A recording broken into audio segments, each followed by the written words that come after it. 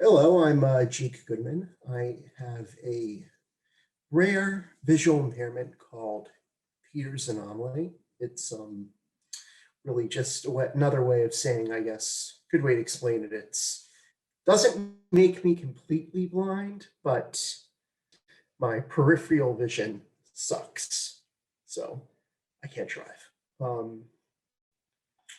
Yeah, and I'm a double major in political science and geography and environmental planning, and a double minor in.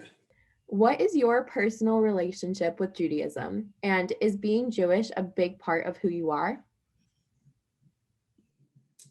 Well, it is and it isn't. A, I'm from a very, secular Jewish family, but still, my dad was part of BBYO growing up in high school, and so was I. Um, and Obviously, my I was, bar mitzvahed in synagogue at 13. So, that. And then I really like tried to be active in Hillel here, seeing that wherever there's a welcoming and inclusive Jewish community, that's really the best place. And, I'm glad that we have that here at Towson, where we try to have that. Um, so what kind of accommodations do you receive? And do you feel that you are regularly accommodated within the Jewish community? When you say accommodations, you're talking like academic accommodations, right? Academic it could be part of it, and also like your visual accommodations, like for your disability. So usually, like what I'll do is occasionally, I'll have like large print accommodations or magnifiers given to me, or something I'll do, is I'll usually have like extra time on test, because sometimes it's hard to see the questions and I got to read them over and over again. That can be hectic.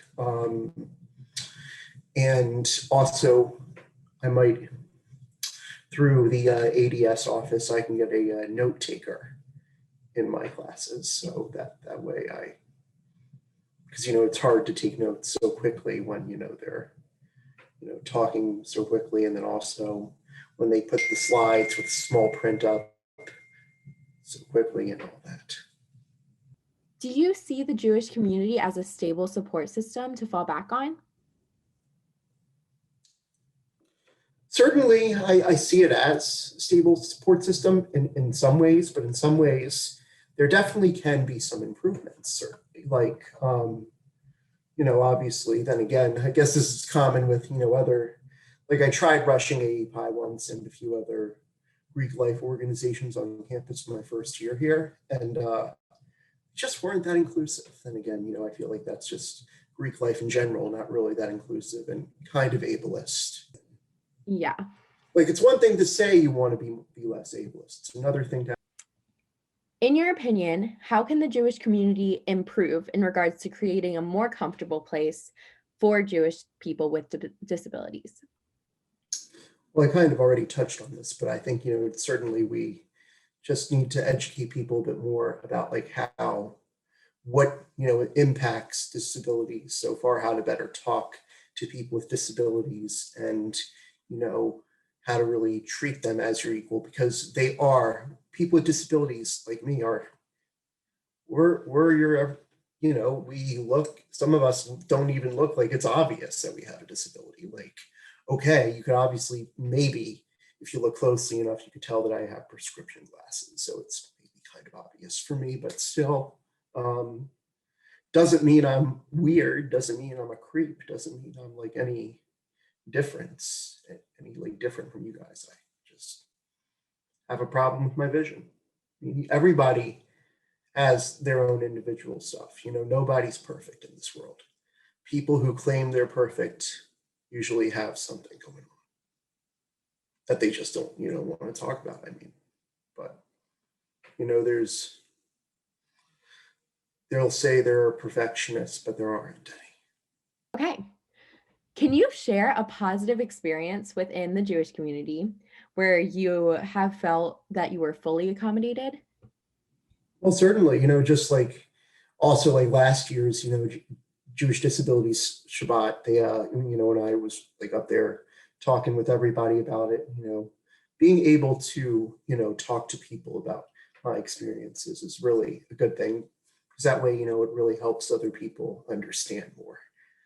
I've actually spoken at a couple conferences for the TASH, which is a disability rights nonprofit that I've interned at quite a few times as a public policy intern. And I spoke at their annual conference in 2019 in Phoenix and their virtual annual conference last year. Really with my best friend who also has a disability, we're in the process of starting our own disability rights nonprofit.